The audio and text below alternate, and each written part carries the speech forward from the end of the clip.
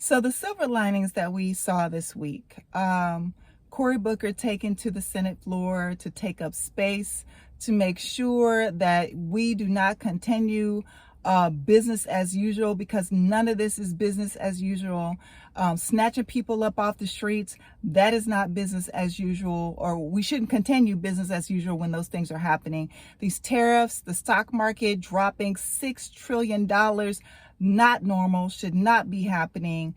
This tariff wars, this intentional tariff war that is happening, all these layoffs, all these departments being closed, shut down, them going after Medicare, Medicaid, going after food stamps, going after Social Security. Like, none of this should be happening. So we should not be continuing life business as usual.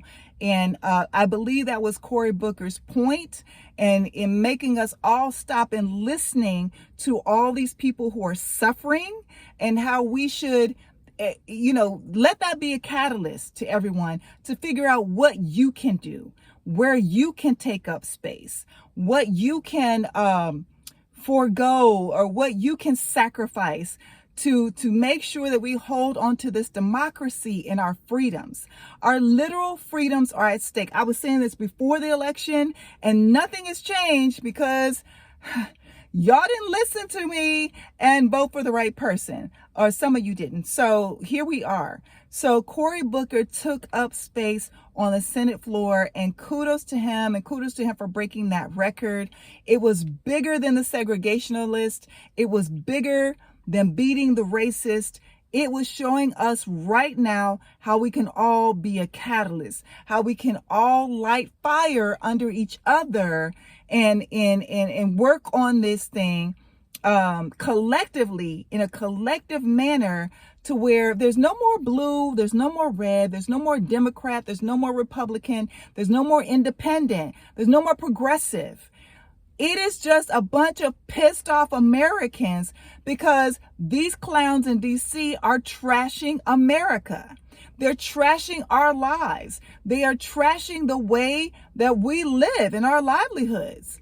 That's what happened. That's what's happening right now. So this is not a time to operate business as usual. So Cory Booker was the number one silver lining that we saw in all this week.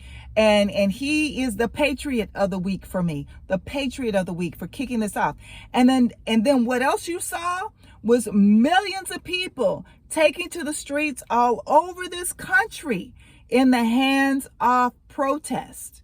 Now, were they organizing before Cory Booker? Absolutely. But do not think for one moment that those numbers did not multiply exponentially because of the actions of Cory Booker. Do not think that. Now, of course, the tariffs had something to do with it. People losing their retirement money had something to do with it. Coming after Medicare, all that stuff had something to do with it. But see Cory Booker's actions as a catalyst.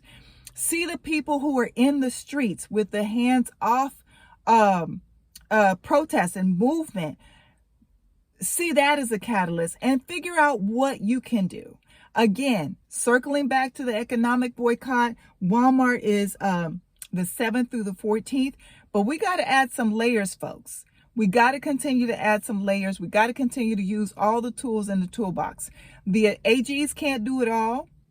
Our federal judges cannot do it all. They have been doing a great job of holding the line, but they can't do it all, and it's on us.